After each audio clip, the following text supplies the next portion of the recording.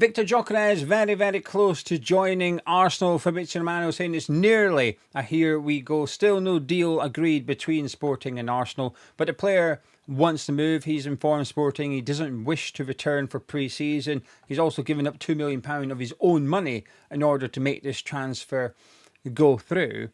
But more importantly, Arsenal have decided that this is their man. They've been linked to different strikers, but also not just in terms of different names, like Sesko, for example, different profiles of strikers as well. It wasn't like they were after one obvious type of player. It was just which one are they going to go and get. The strikers they were being linked to were different from one to the next. So it wasn't just the player, it was the profile as well that I was intrigued as to who they go for. Now, in regards to Gyökeres, I've usually got a bit of a strong opinion when it comes to transfers and it's players I know. That will come later in the show in regards to Calvert-Lewin to Man United. Also, Gonzalez potentially leaving Manchester City. I've got very strong opinions in regards to that.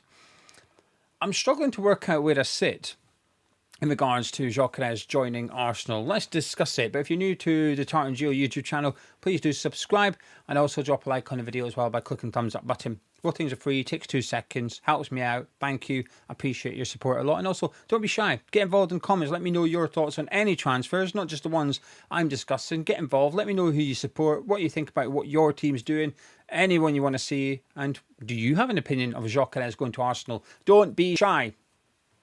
Right then. Let's deal with the negatives first of all. He is a player that benefits from playing in the transition, playing into that space, off the shoulder of defenders, utilising the spacing behind the defence. He enjoys those. He's a powerful striker. He's a big striker. He's strong. Not really how Arsenal play. Arsenal regularly come up against the low blocks in the Premier League, teams that are willing to sit back, say, go on then, break us down. So there is that question mark. Will Gyökeres get that space in behind the defences that he's been afforded at Sporting? And he's been very, very productive over there. One thing you can't knock or question is his goal-scoring record whilst in Portugal. It's ridiculous. But how will that transition from Portugal to the Premier League? Because when you look at Darwin Núñez, for example, who scored as much, if not more, goals in less games than Gyökeres, and how he's been at Liverpool, it's fair to say that's not worked out. So I think there's a hesitation to be convinced that this guy, Gyökeres being this guy, will be a success at Arsenal. However, the big difference is, and I think this is significant, is he's got experience in England. He's got experience in the Championship. Was at Brighton, then obviously was at Coventry City. And I would have had him. I wanted him at West Ham when he left Coventry City. I was hoping he would come to West Ham. Went over to Portugal. He's absolutely smashed it. And now he's getting a move. 27 years of age as well. And he's a good striker. There's no doubt about that. But one thing that would concern me about this is I think a lot of Arsenal's strengths are when it comes to the crosses. Not just the set pieces, but from open play as well. Aerially, he's not very good, Gyökeres, despite his size. And he wins the headers. He's just not great at heading the ball, which is something that Havertz and Mourinho are good at. But I think that's what I like about this transfer. He's different to those two players. If you went and got in a striker more similar to those, it's a bit like for like. And I think sometimes Arsenal have struggled in the past where they needed something different. They needed a different profile of striker, and that's what they're getting with Gyökeres. And Arteta is showing that tactically he will adapt to whoever that striker is. He's managed to make Mourinho a central midfielder. He's managed to make him an efficient enough striker at Arsenal when Havertz was out. When needs must, Mourinho was scoring goals because of the way Arsenal played, because of the way Arteta adapted to him as the number 9. Kai Havertz, not someone I would call an out-and-out number 9. At Leverkusen, he's a second striker / number 10. He was incredible there. Went to Chelsea, didn't work out. He's gone to Arsenal. And I still think Havertz will have a role at Arsenal, even in the same starting 11 as Gyökeres. I think maybe this is where Arsenal are looking to go to next season. Because traditionally, let's just keep it simple and say it's a 4-3-3 with I guess Zubimendi will be in the anchor next season in the number 6 role with Rice and Odegaard in midfield. Traditionally, that's what it would have looked like. I do wonder if next season at Arsenal you may see games where one of those three aren't on the pitch and Kai Havertz is, and Gyökeres is still the striker. So they'll have the new player out on the left, whether it's Rodrigo or Eze. They will have Gyökeres, they will have Saka, they will have Havertz, and then there will be perhaps Declan Rice and Zubimendi in midfield to give them that additional attacking threat. Because Lewis Skelly, the way that he plays, he can fit into that midfield. He will drop into that midfield. And I think at times last season when watching Arsenal, they were just lacking that creativity, but they were also lacking that box presence. And there's a lot of discussions around whether Gyökeres has got what it takes inside the 18-yarder, the touches he takes. Can he capitalise on that? I think he can. I do think he can. I think he's a very good, clean striker of the ball, powerful striker. Maybe I'm convincing myself he will work. I'm very intrigued by this decision by Arsenal to go down this route for this type of striker. Like I said, it's not necessarily Gyökeres himself. It's how he plays. They've decided that's what they're bringing to Arsenal. I'm intrigued. I'm looking forward to it, actually. I'm looking forward to discovering what Arteta's going to do. Because he's got to change something. They can't go again next season. You can't be... They almost became a little bit of Brighton towards the end of last season, the XG champions and all that. You know, they got out the Champions, knocked out the Champions League, and it was pointed at how they created a lot of chances against PSG, and Arsenal were one of the better teams that PSG had faced. That was correct, but I think what it did do was remove the game state, which was PSG for about 176 minutes of the 180, not including stoppage time. I'm being kind here. PSG were leading across the tie. So Arsenal were always going to naturally create more chances, but there was certain games last season, especially towards the end when Havertz was injured, they were just lacking that threat offensively. I think teams were coping defending against Arsenal better than they were previously. So I think Arteta has to evolve once again, and the signing of Gyökeres is interesting. I'm more excited if they sign Eze, possibly Madueke as well, possibly Rodrigo too. That's a lot of offensive players they're potentially bringing in this summer. That's a manager, that's a club not only going for it, that's a club willing to not quite rip up the blueprint, because defensively it works. Arteta's got that defence sorted. Personnel, the way they play, it's brilliant. The way Timber's role at right back, Ben White's role at right back, Lewis Skelly at left back, Gabriel Saliba, even Kiwior when he comes in, the defence is fantastic. That part's done. I feel like it's the midfield that really needs work, and the offence as well. But you fix your midfield, you'll fix your front line naturally. This is an attack on the transfer window by Arsenal, and they need it, because Liverpool won the league easily and had a spend up. Man City have had a spend up. They also need to make sure that they not only remain ahead of those just behind them like Newcastle United, but they've got some catching up to do. And they ain't going to do it by playing it safe in the transfer window. In saying that, that's exactly what I think Man United need to be doing this summer. Linked to Dominic Calvert-Lewin, at the same time, it's come out that Højlund is unlikely to leave. And I'm going to put Calvert-Lewin in the bracket of Ollie Watkins. Ollie Watkins, I think, is a brilliant striker. I just think it's longevity I'm concerned about. But Calvert-Lewin is just an absolute no for me to Man U. No. This is exactly the type of signing you need to stay away from. They're so far behind, and I'm not even just talking about the teams I've mentioned that will be going for the title next season. Man United aren't even in that conversation.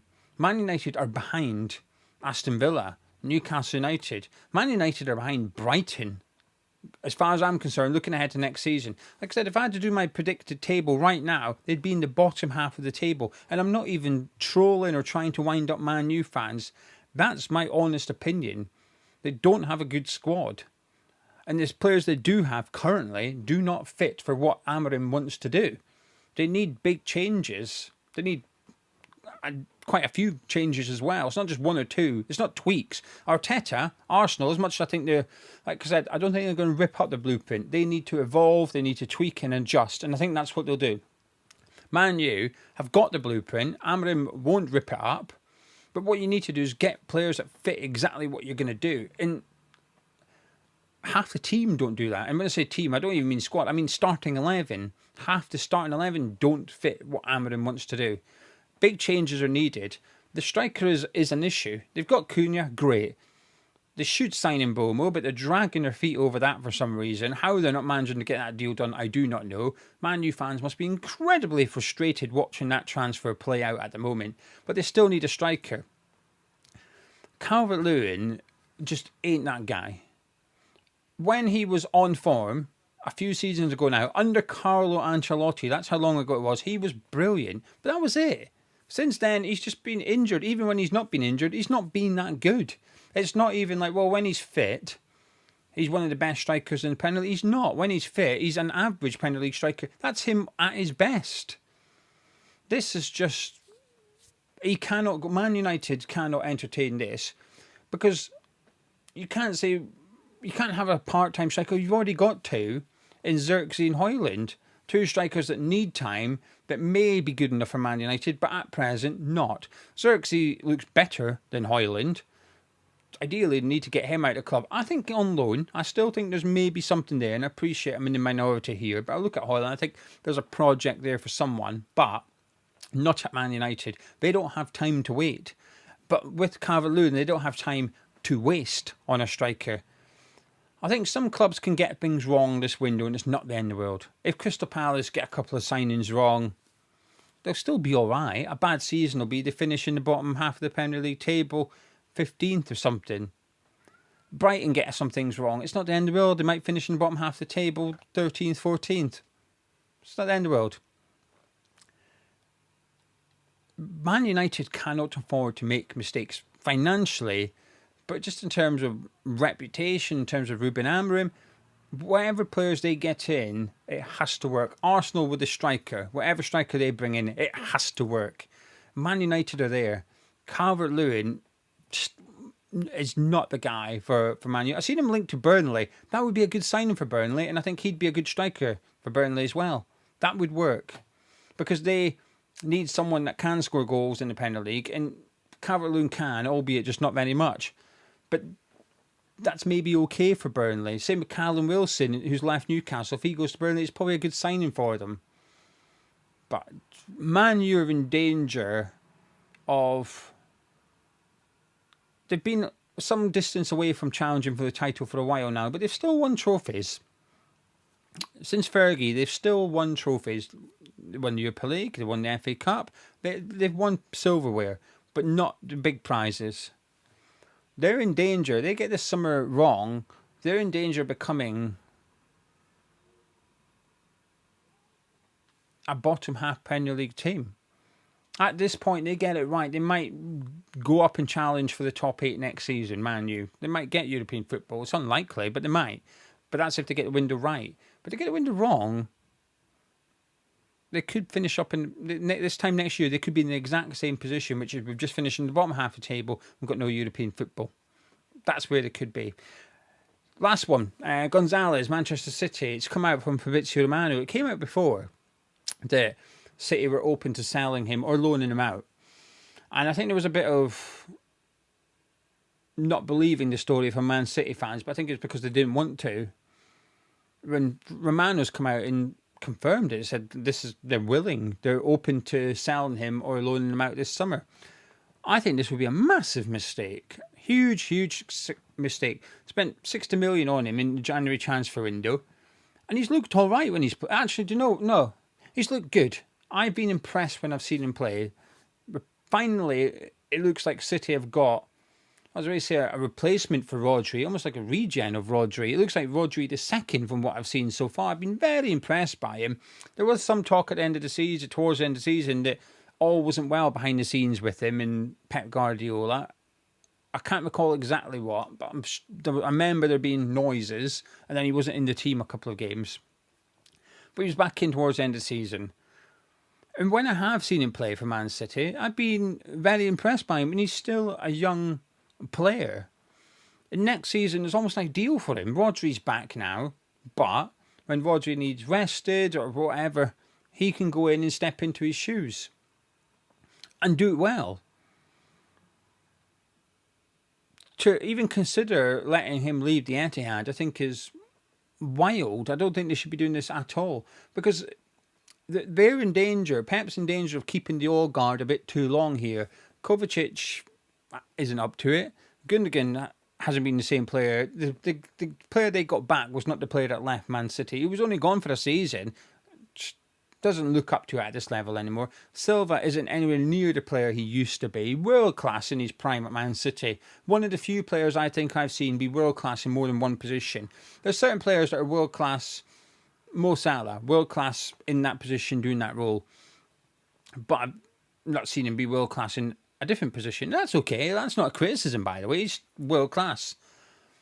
But I've seen Bernardo Silva perform at ridiculous levels and look like a world-class player, in my opinion, in multiple positions at Manchester City. Incredibly impressive. But he's not the same. Bernardo Silva today, or last season, was not the same as what we've seen. He's on the decline. They're getting a little bit older. And not only that, they played a lot of football, these players. These footballers at Manchester City have played a ridiculous amount of football for consecutive seasons. It takes its toll. It's even worse this time because they've had the Club World Cup. Pep after it said, I don't know what we're going to be like when the season starts. I don't even think he's been petulant. I think he's been honest, which is, season starts in a month. They've only just finished last season. Chelsea are still going. Chelsea play tomorrow night. Chelsea are still currently... Most Premier League clubs have just gone back for pre-season training after a month break. I know West Ham have. I've seen Newcastle United players back for training. Man United players are back for training, the ones that weren't involved in internationals, so there's only about 6 of them or something, but pre-season training is beginning for most Premier League clubs today, this week. Chelsea are still playing last season. I appreciate the Club World Cup isn't necessarily last season per se. It kind of is though, isn't it? That's how I see it. I see it as part of last season, not this season coming. I appreciate it's just a standalone independent tournament. But there's been no break, especially for those that played international football as well. They had the season, international football, Club World Cup. So the likes of Cole Palmer, for example, he's literally still playing last season. The new season starts in 1 month. It's impossible. He's entitled to a 4-week holiday, just like everybody else is in the United Kingdom. That is what you're entitled to. Your 4 weeks paid holiday. He can't have it. There's no time for him to have it. The Club World Cup has really scuppered things for Manchester City and Chelsea. We don't know what the consequences will be. But I tell you what, it's not a good thing. Financially it is. Chelsea have earned 55 million so far. They win tomorrow night, it goes up again. They could. I think if they win it, they get 90 million. I think Chelsea do in total for the tournament. 90 million, ridiculous amount of money. But the toll it takes on these players is incredible. But that's why when you look at Man City and you look at players like Bernardo Silva, because City goes so far in competitions, every competition. Plus he's playing for Portugal with the Nations League, the Euro Championships, the World Cup. The amount of games he must have played is just insane. So no wonder that when he's in his early 30s, he looks like he's in his mid-30s because his body practically is. Anyway, Gonzalez leaving Man City absolutely should not be entertaining that. But if they are, every club in the Premier League should be knocking on that door saying, come on then, what is it? Clubs like Spurs should be going there saying, how much? We're buying him. How much are you wanting? We're having him. Clubs like West Ham should be knocking on the door saying, are you loaning him out? We'll have him. We'll have him on loan. Because he will walk into teams like West Ham's. I think he walks into Spurs' team as well, by the way. But 60 million, just 5-6 months ago they bought him and already potentially been willing to sell him. Wild. Pep's under a little bit of pressure this season, isn't he? Because they've got to win something. They can't go 2 seasons not winning something at Man City, especially when you've spent all that money in January, then again this summer. When you've had 2 big spend-ups, expectations are, we'll deliver something. Just like Arteta. If they go ahead and get Gyökeres, Eze, or Rodrigo, Madueke, Zubimendi's already there now, he's got to deliver. Arteta, next season, Arteta has to win something. He has to. And I'm not even sure the Carabao Cup would be sufficient for me. I'm talking Champions League or Premier League. FA Cup would maybe just kick the can down the road, but Arteta has to deliver a big prize. You can't spend how much he spent. I'm not tallied it up yet. I'm not checked, but I would not be surprised if it's at the end of this summer it's touching $1 billion. It would not surprise me that that's how much they've spent under Arteta at the end of this summer. Wait and see. But anyway, there you go. That's my thoughts. Gyökeres, wait and see. I'm intrigued. Didn't think they'd go after that profile of striker, but I think he's a good striker within that style as to how he and Sporting play. Calvert-Lewin to Man U. Man, you just can't be doing this. They cannot do this transfer. Gonzalez leaving City. It's a big no for me. Catch up with you tomorrow.